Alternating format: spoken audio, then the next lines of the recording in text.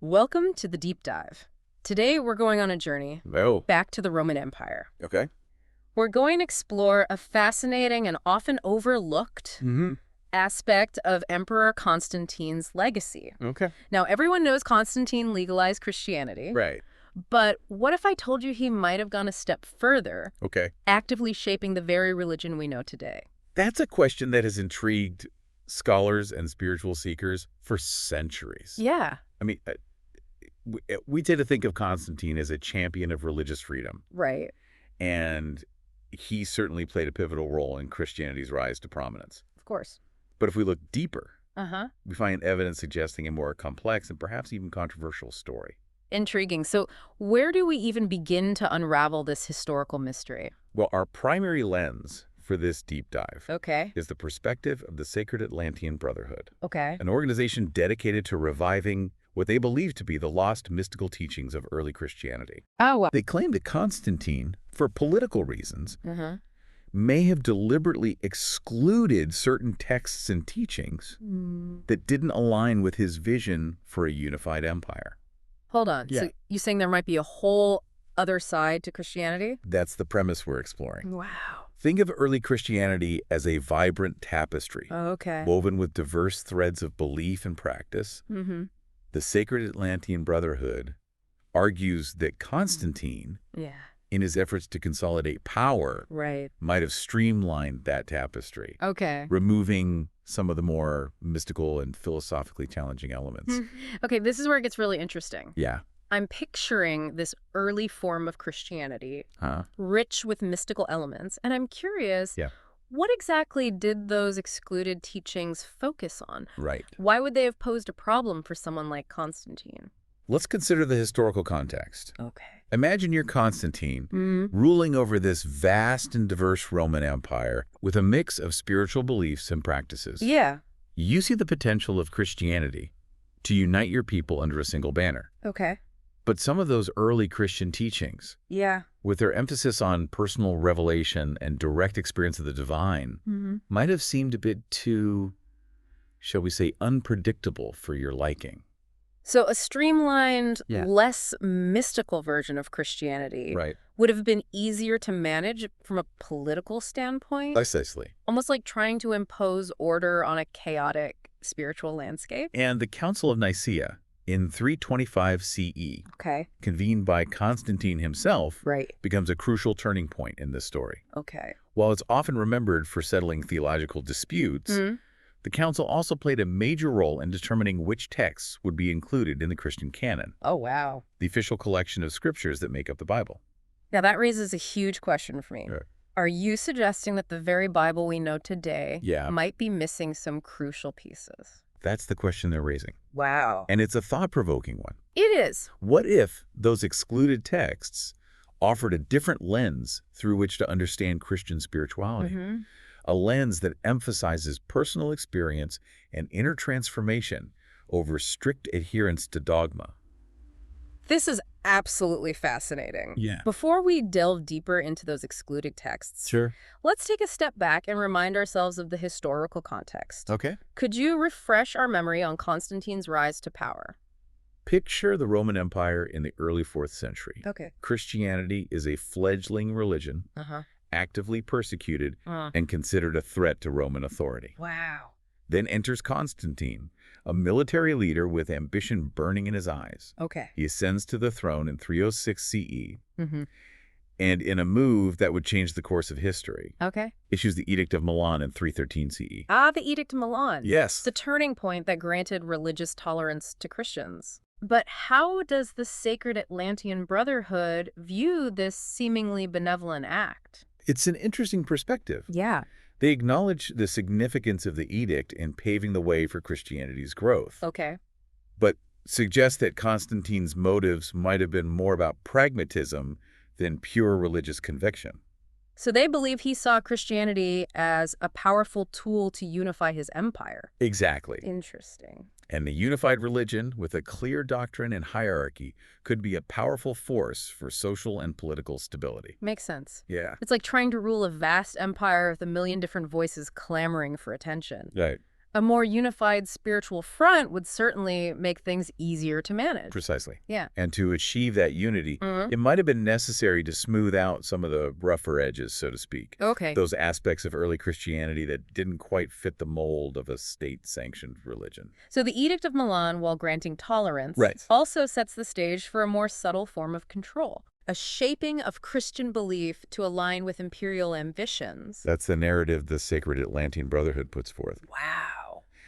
They argue that certain mystical and philosophical elements of early Christianity, Okay. elements that emphasize individual experience and might have challenged centralized authority, were gradually sidelined in favor of a more streamlined, easily controlled version of the faith. Wow, that's a bold claim. It is. So what specific examples do they point to? What kind of teachings were deemed too out there for Constantine's vision of a unified Christian empire? One of the most compelling examples Okay. is the Gospel of Thomas, Oh, really? a collection of sayings attributed to Jesus Okay. that emphasizes inner spiritual knowledge and direct experience with the divine. Okay. It presents a very different perspective from the canonical Gospels, Mm-hmm. and according to the Sacred Atlantean Brotherhood, Yeah. represents the kind of mystical wisdom that was systematically excluded from the official Christian narrative. Okay, now I'm really hooked. Tell me more about this Gospel of Thomas. What makes it so unique? Imagine reading a text attributed to Jesus Okay. that doesn't focus on miracles or pronouncements of divine authority. Mm. Instead, it's a collection of sayings that emphasize personal transformation, Okay. seeking the kingdom of God within, Right. and a direct, unmediated experience of the divine. So it's more about inner exploration than external rules and rituals. Exactly. Okay. And that focus on individual experience and mystical knowledge might have been seen as a threat to those in power, Right. especially in the context of Constantine's efforts to create a unified and easily controlled church. So a text like the Gospel of Thomas, which Yeah. encourages people to seek their own truth and connect with the divine directly, Right. might have thrown a wrench into Constantine's plans for a centrally managed, politically aligned version of Christianity. Precisely. Okay. Texts that promoted individual spiritual authority could undermine the power of the church hierarchy and lead to a more decentralized, less controllable form of Christianity. Oh, this is getting deeper by the minute. It is a complex story. We've got Constantine, this ambitious emperor, seeking to unify his vast empire. Right. He sees the potential of Christianity as a unifying force, but recognizes the need to shape it a bit, Yeah. to remove those elements that might challenge his authority or disrupt the social order. That's a good way to put it. And one of those elements Uh-huh. is this mystical strand of Christianity represented by texts like the Gospel of Thomas. That's a great summary of the central tension we're exploring. Yeah. But remember, this is just one perspective. Right. As we delve further, Sure.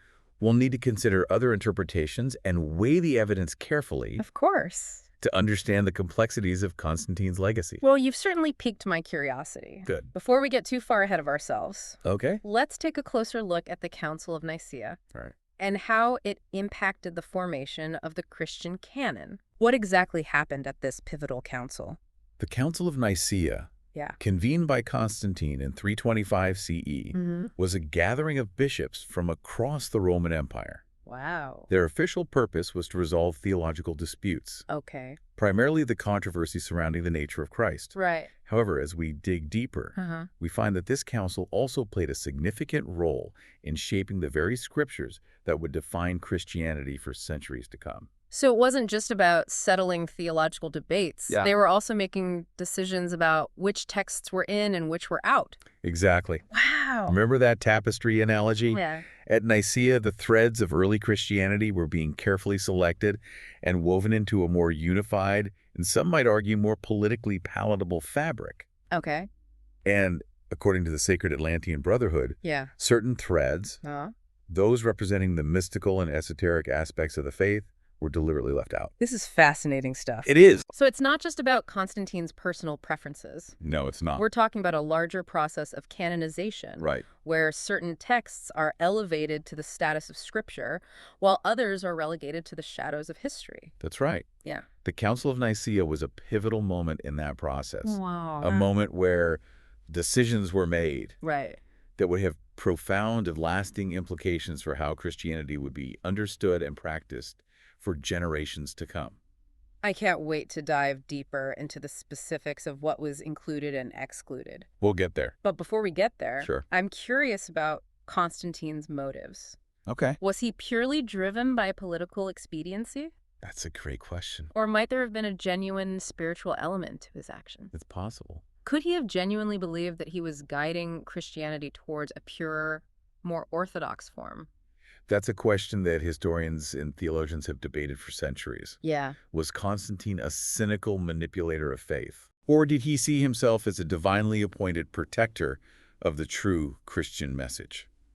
It's a complex question, and one we'll explore in more depth in our next segment. We will. Right. But before we wrap up this part of the deep dive, Okay. is there anything else about the sacred Atlantean Brotherhood's perspective? Yeah, I think it's important to emphasize that they don't see themselves as critics of Christianity. Okay. They view themselves as guardians of a hidden wisdom, Mm-hmm. a lineage of mystical teachings that they believe can enrich our understanding of spirituality. So they're not trying to tear down Christianity, but rather to expand it, Exact. to bring those lost teachings back into the light. Precisely.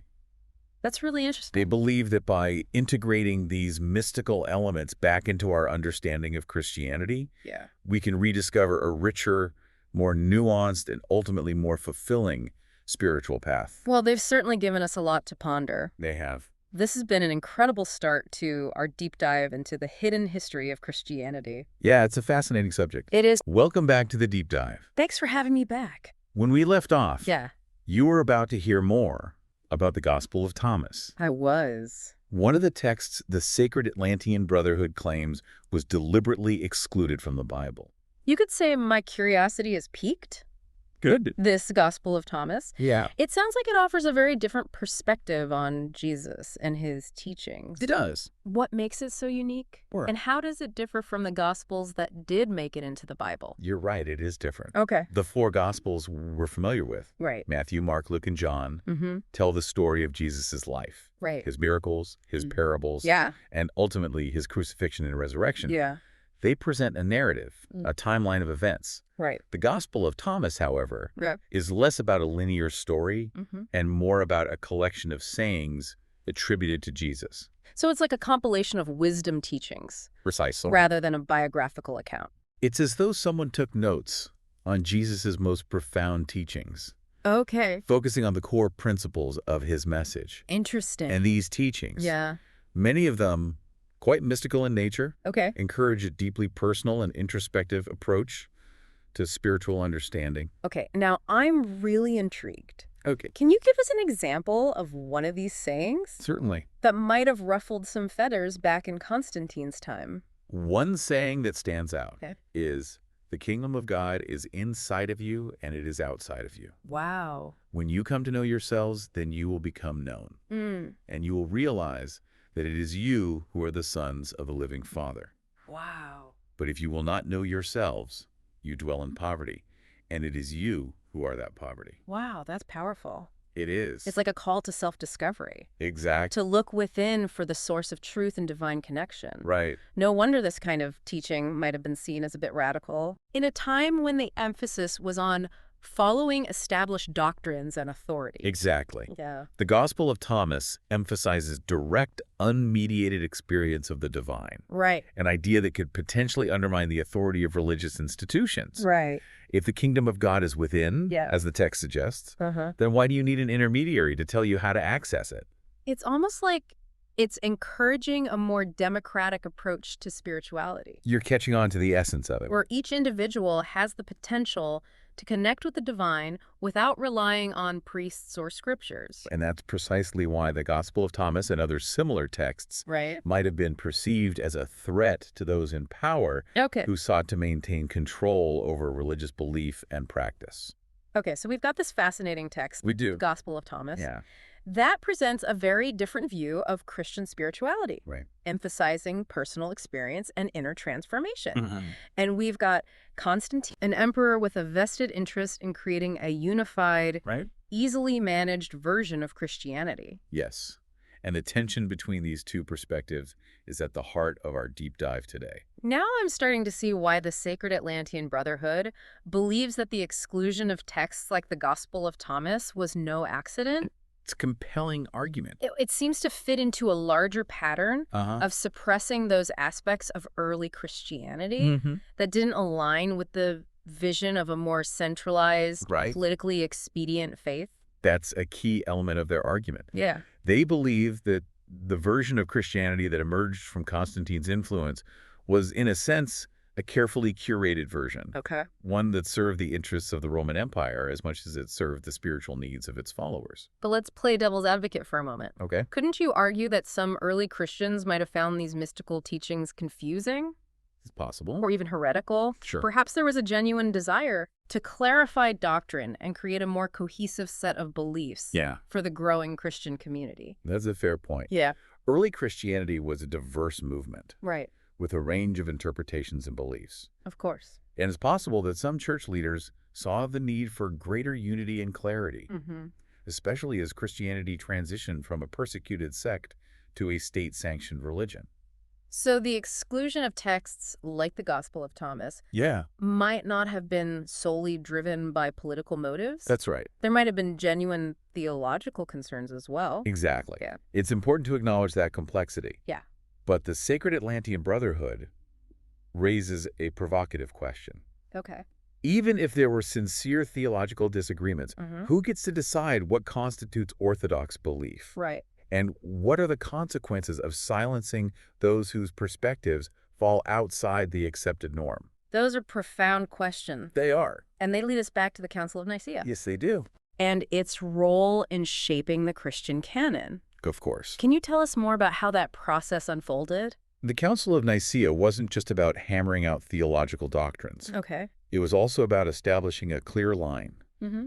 between what was considered true Christianity Right. and what was deemed heretical. Okay. Remember, at this time, there was no single universally accepted Bible. Right. There were various texts circulating among different Christian communities, Okay. each with its own interpretations and emphasis. So it was like a battle of ideas In a way. with different factions vying for influence and control Right. over the future of Christianity. And the Council of Nicaea became a crucial battleground. Wow. The bishops who gathered there had to make difficult decisions Yeah. about which texts to include in the canon, Right. a process that inevitably involved power dynamics, Mm-hmm. political maneuvering, Okay. and theological debates. And according to the Sacred Atlantean Brotherhood, those decisions were influenced, at least in part, by Constantine's desire That's their contention. for a more politically useful version of Christianity. They argue that certain texts, Yeah. especially those with a more mystical and individualistic bent, Right. were deliberately excluded because they didn't fit into the mold of a state-sanctioned religion. Okay, so the Council of Nicaea becomes a key turning point, Yes, it does. not just for defining Christian doctrine, but also for shaping the very scriptures that would define the faith for centuries to come. Exactly. But let's go back to Constantine for a moment. Okay. Was he a puppet master pulling strings behind the scenes? It's hard to say for sure. Or was he more of a figurehead? Possibly. A symbol of imperial authority who lent his support to the decisions made by the church leaders? That's a question that continues to be debated among historians. It's likely that the truth lies somewhere in between those two extremes. Okay. Constantine was a shrewd politician Right. who recognized the power of religion to unite his empire. Mm-hmm. He was also a devout Christian, Yeah. at least in his own understanding of the faith. So perhaps it was a combination of political pragmatism and genuine religious conviction Exactly. that motivated his actions. And it's important to remember that the historical record is often ambiguous. Of course. We can't know for certain what was going on in Constantine's mind, Right. what compromises he might have made, Yeah. or what pressures he faced from different factions within the church. It's like piecing together a puzzle with some missing pieces. That's a good analogy. We have these tantalizing glimpses into the past, We do. but we can never fully reconstruct the motivations and complexities of the people who shaped history, Precisely. right? But that's part of what makes studying history so fascinating. Yeah. We're constantly seeking to understand the past, Right. even as we acknowledge the limitations of our knowledge. Well, this deep dive has certainly opened my eyes to a whole new perspective Listen on here. Constantine and the early development of Christianity. It's a rich and complex story. Before we move on to the next part of our exploration, Hmm? is there anything else you'd like to highlight about the Sacred Atlantean Brotherhood's view of these events? I think their key message is this. Okay. The exclusion of certain texts and teachings from the Christian canon Yeah. has had a profound impact on how we understand spirituality, Right. both within Christianity and in the broader Western world. Okay. They believe that by rediscovering and integrating these lost teachings, Yeah. we can gain a richer, more holistic perspective on the nature of the divine Okay. and our relationship to it. So it's not just about rewriting history or challenging established doctrines. Understand. It's about expanding our understanding of spirituality Again. and reclaiming a wisdom that has been marginalized for centuries. That's right. Yeah. And that's why their perspective is so valuable. Okay. It challenges us to question assumptions, Mm-hmm. to explore different perspectives, and to consider the possibility that our understanding of spirituality might be more limited than we realize. Well, they've certainly given us a lot to think about. I hope so. I'm eager to explore the implications of these ideas for modern spirituality Okay. and to consider what it might mean to reclaim those lost teachings. It's a fascinating area of inquiry. But we'll save that for our next segment. We will. Okay. I look forward to continuing this journey with you. I do too. Until next time, keep exploring those untrodden paths, I will. and may your deep dives lead you to unexpected discoveries. Thanks, I appreciate that. Welcome back to the Deep Dive. It's good to be back. We've journeyed back to the Roman Empire, Yeah. explored the complexities of Constantine's reign, Right? and delved into that fascinating world of Mm. excluded Christian texts like the Gospel of Thomas. It's fascinating stuff. It is. Yeah. But now I'm wondering, Yeah. what does this all mean for us today? Right. How might those excluded teachings, Uh-huh. those whispers of mystical wisdom, be relevant to our modern search for meaning and connection? That's the question that lingers, isn't it? It is. How might our understanding of Christianity and spirituality in general Right. be different if those alternative perspectives Yeah. had been woven into the dominant narrative? It's like imagining an alternate timeline Yeah. for Western spirituality. Right. One where those mystical teachings weren't pushed to the margins, Mm. but instead were embraced and integrated Right. into the heart of Christian practice. Exactly. Yeah. Imagine a world where, alongside the familiar stories Okay. of miracles and moral pronouncements, Right. there was also an emphasis on inner exploration, Mm-hmm. on seeking the kingdom of God within, Yeah. on cultivating a direct experiential connection with the divine. So instead of relying solely on external authorities or interpretations, Right. individuals would be encouraged to find their own path to spiritual awakening. Precisely. Yeah. And think of the potential implications. Yep. Perhaps organized religion would have evolved differently, Okay. with a greater emphasis on personal spiritual practice Mm-hmm. and less on rigid doctrines Okay. or hierarchical structures. It's fascinating to contemplate It is. how different denominations or spiritual movements might have emerged, Yeah. perhaps even blending with other mystical traditions Yeah. from around the world. Yes. There might have been a greater openness to interfaith dialogue, Okay. a recognition that spiritual truth can be found in many different forms. It's almost like we're glimpsing a more vibrant, Yeah. more inclusive spiritual landscape, one where the boundaries between different traditions are more fluid. And that openness could have a profound impact Right. on how we approach the challenges facing our world today. Yeah. Challenges that require us to work together across cultural and religious divides. Now that you mention it, I'm struck by how relevant those excluded teachings seem to our modern world. They do, don't they? In a time when many people are disillusioned with traditional religious institutions and seeking a more experiential, Right. less dogmatic approach to spirituality, Yeah. these ancient whispers of wisdom feel remarkably timely.